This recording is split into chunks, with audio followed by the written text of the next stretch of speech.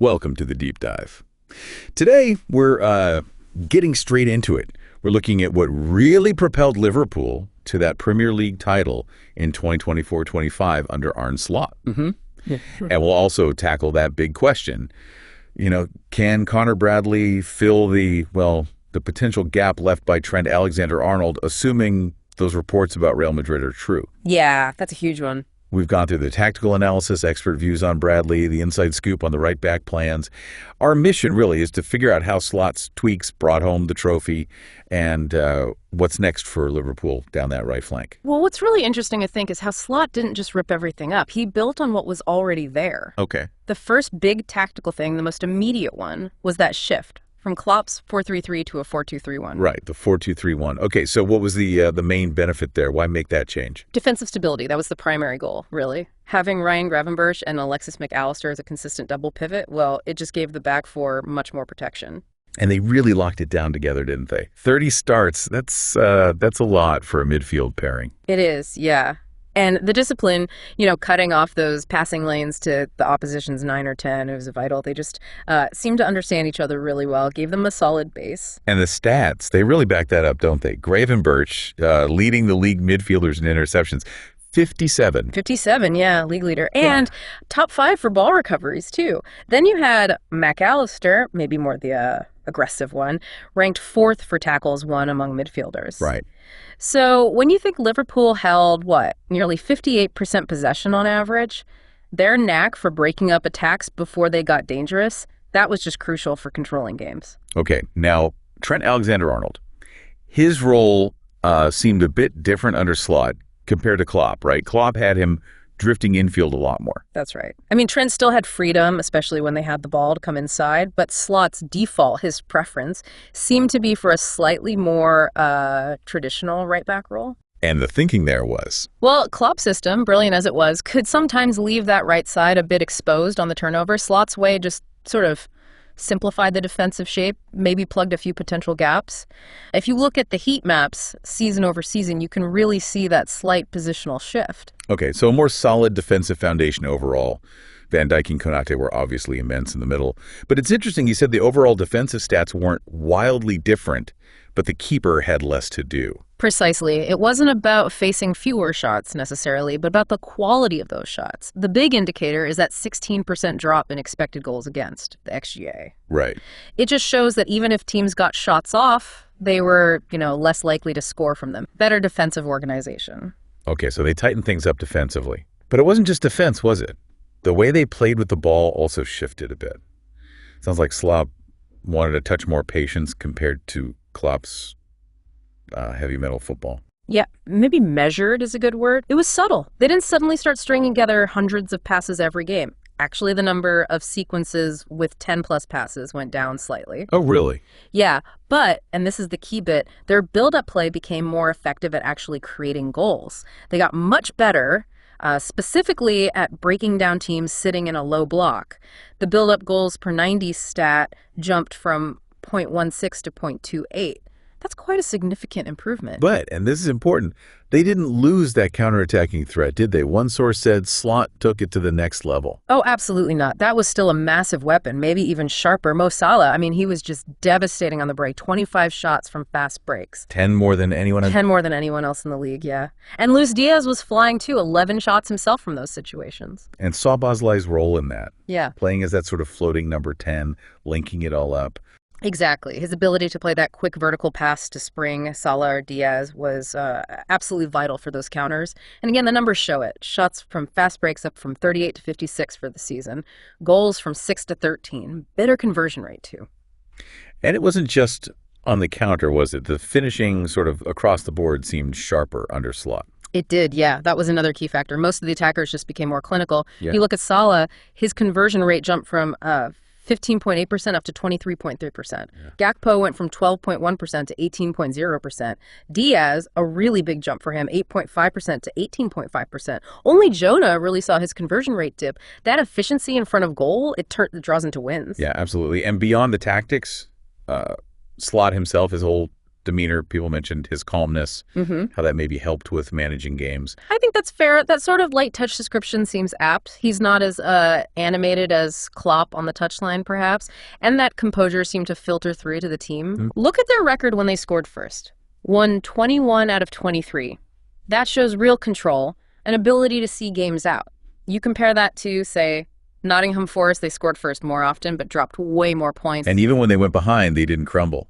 Only lost once after conceding first. Yeah, that shows real belief, doesn't it? Trust in the process, in what Slot was asking them to do. Picking up 1.5 points per game after going behind is pretty resilient. But maybe the craziest stat, the one that really highlights Slot's impact, is that second half dominance. It's quite something. If you only counted second half goals, Liverpool would have won the league by, 19 points? 19 points. That's incredible. It really is. They were just relentless after halftime. The top four in that second half table tells the story. Liverpool 78 points, City 56, Arsenal 54, Chelsea 53. They just had another gear.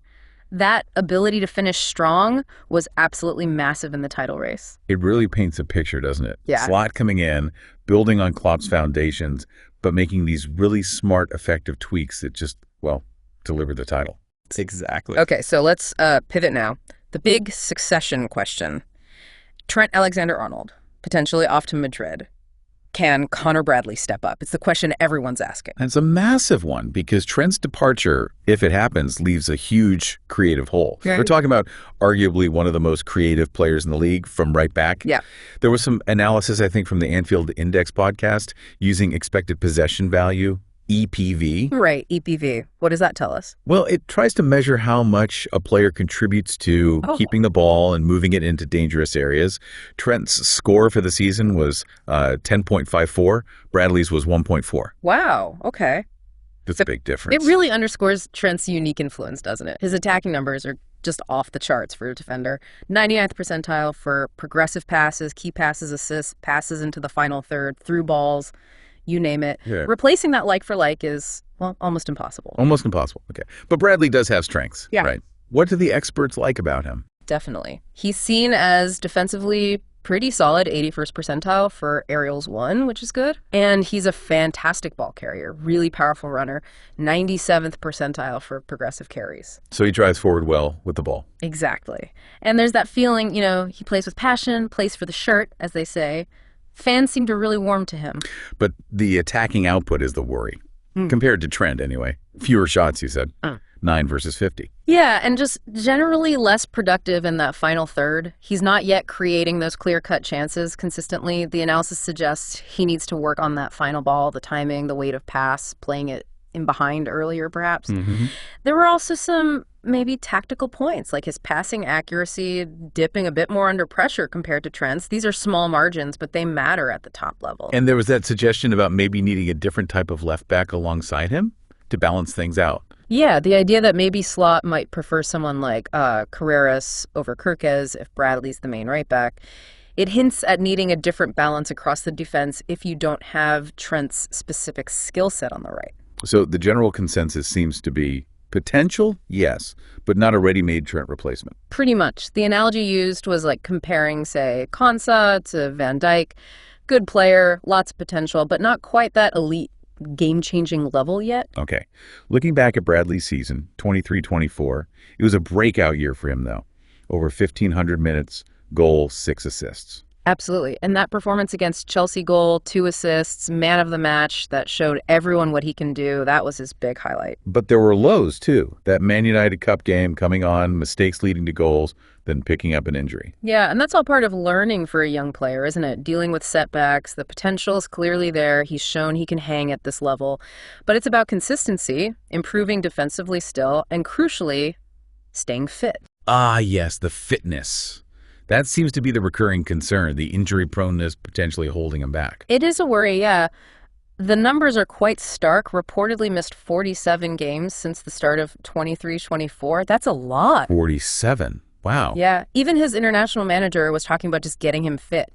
So going into a season relying only on him as your senior right back, given that record, feels like, a bit of a gamble, a massive risk, as one report put it. But despite that, Liverpool seemed to really believe in him. Fabrizio Romano saying the club fully trusts him, sees him as the next big thing. Yeah, the noises from the club are very positive. They see huge talent there. Fans loved that tackle against Real Madrid, you remember?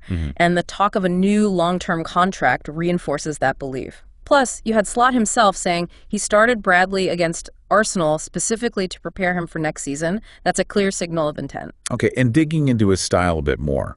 The coach's voice analysis highlighted his athleticism, that acceleration, the dribbling, but also his crossing. Second most accurate in his starts last season. Yeah, pretty impressive crossing stats. 52.38% accuracy, apparently the best among regular starters. He can go onside, overlap, but also comfortable coming inside, linking play. Defensively, he's aggressive, good at pressing high, winning the ball back early. That dual success rate, over 74%, was best in the team last season, too. So lots of raw tools there. Definitely. His time at Bolton as a wingback probably helped develop that attacking side, too. He was their player of the year, remember? Right. But the analysis also flags some defensive areas still needing work, like using his arms better in 1v1s. Yeah, those finer details, the sort of defensive craft you pick up with experience. Look, the bottom line is the club clearly rates him very highly. But losing someone like Trent, combined with Bradley's injury history, it just makes sense that Liverpool will likely be in the market for another right back this summer. For depth, for a competition, maybe for a slightly different profile. Okay, so wrapping this deep dive up then, aren't Slot's tactical tweaks, that 4-2-3-1, the midfield pairing, the defensive solidity, the clinical attack, clearly key to that title win? Building smartly on what Klopp left. But now, the potential Trent departure throws up a massive challenge. Conor Bradley, loads of promise, trusted by the club, trusted by Slot. But big question marks remain over replicating Trent's insane creative numbers consistently, and maybe most importantly, staying fit. Yeah, that sums it up well. Which leads us to the big question for you listening. As Liverpool move into this Slot era, building on this season's success, how much more tactical change do you think is needed beyond just sorting the right back spot to stay at the very top? And if they do sign another right back, what kind of player should they target to best support and complement Conor Bradley's development? Something to think about.